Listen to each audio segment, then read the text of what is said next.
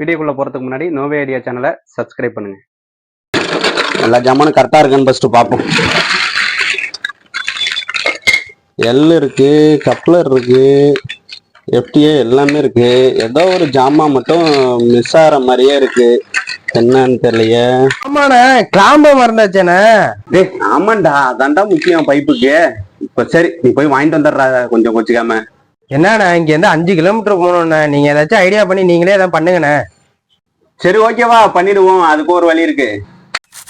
நம்ம orange பைப்புனா orange pipe, முக்கால் பைப்புனா முக்கால் பைப்பு. நம்ம என்ன பைப்பை வச்சு ஒர்க் பண்ண போகிறோமோ அந்த பைப்பை இந்த இப்போ கட் பண்ணிட்டு இருக்கிற மாதிரியே கட் பண்ணிக்கணும். அந்த கட் பண்ண பைப்பை சின்ன சின்ன துண்டுகளாக வெட்டிக்கணும். இப்போ நான் அந்த எவ்வளவு வெட்டியிருக்கேன்னு காமிக்கிற மாதிரி. இதை தாண்டி வெட்டினோம்னா இப்போ வேஸ்ட்டாக போயிடும். பைப்பை வந்து கிளாம்பு மாதிரி பிடிக்காது.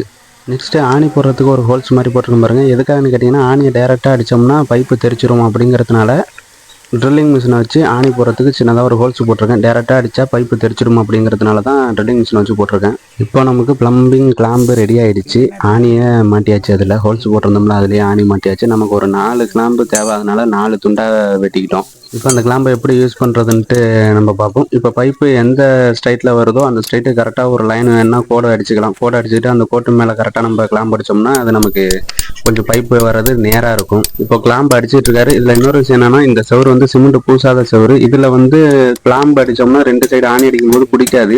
இதில் ஒரே ஆணிங்கிறதுனால ஈஸியாக பிடிச்சிருச்சு. கொஞ்சம் நமக்கு வேலையும் கொஞ்சம் ஈஸியாக முடிஞ்சிருச்சு. கிளாம்பு அடிக்கிற ஒர்க்கு கம்ப்ளீட் ஆயிடுச்சு. கிளாம்பு அடித்த பிறகு பைப்பு செட் பண்ணியாச்சு. இப்போ பார்த்தீங்கன்னா அந்த கிளாம்பு இருக்கிறதே தெரில, பைப்பு மட்டும்தான் இருக்கிற மாதிரி இருக்குது. அந்தளவுக்கு ஒர்க்கு நீட்டாக இருக்கும் இந்த மாதிரி கிளாம்பு ரெடி பண்ணோம்னா. இந்த வீடியோ பார்க்குறவங்களுக்கு ஆல்ரெடி இந்த தகவல் தெரியும் அப்படின்னா உங்களுக்கு தெரிஞ்சதோட விட்டுறாதீங்க. தெரியாதவங்க தெரிஞ்சுக்கட்டும். அதனால் இந்த தகவலை ஷேர் பண்ணுங்கள். இதை மாதிரி வீடியோவை தொடர்ந்து பார்க்க என்னோட சேனலை சப்ஸ்கிரைப் பண்ணி சப்போர்ட் பண்ணுங்கள். தேங்க்யூ ஃபார் வாட்சிங்.